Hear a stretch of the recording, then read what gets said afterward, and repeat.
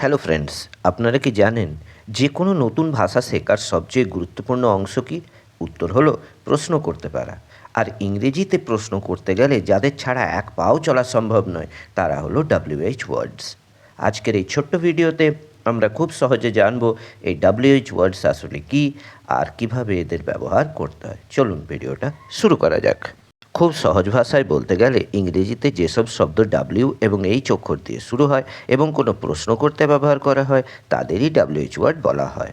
এদেরকে আমরা অনেক সময় কোশ্চেন ওয়ার্ডসও বলে থাকি।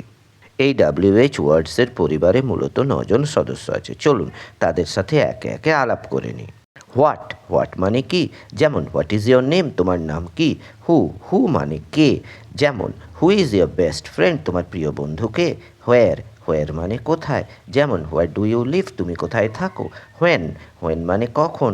যেমন হোয়েন উইল ইউ গো, তুমি কখন যাবে? হোয়াই মানে কেন? যেমন হোয়াই আর ইউ ক্রাইং, তুমি কাঁদছো কেন? হুইচ মানে কোনটি? যেমন which is your favourite colour, তোমার প্রিয় রং কোনটি? হুজ মানে কার? যেমন হুজ পেন ইজ দিস, এই কলমটি কার? হুম মানে কাকে? যেমন hmm did you want to meet, তুমি কার সাথে দেখা করতে চেয়েছিলে? দাঁড়ান, এই পরিবারে একজন স্পেশাল সদস্যও আছে, সে হলো হাও, কিভাবে বা কেমন।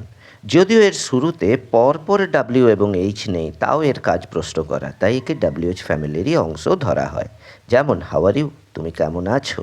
তাহলে বুঝতেই পারছেন ইংরেজিতে কথা বলতে গেলে বা কাউকে কিছু জিজ্ঞাসা করতে গেলে এই 9টি শব্দ কতটা জরুরি। আজ থেকে এগুলো আপনাদের প্রত্যেক দিনের কথায় ব্যবহার করা শুরু করুন। যাওয়ার আগে আপনাদের জন্য একটি টাস্ক, তুমি কি খাচ্ছ এর ইংরেজি অনুবাদ কী হবে? কমেন্ট করে অবশ্যই আমাকে জানাবেন। ভিডিওটি ভালো লাগলে লাইক করুন, বন্ধুদের সাথে শেয়ার করুন, আর এমন আরও সহজ ইংরেজি লেসন পেতে চ্যানেলটি সাবস্ক্রাইব করতে ভুলবেন না। দেখা হচ্ছে পরের ভিডিওতে। বাই।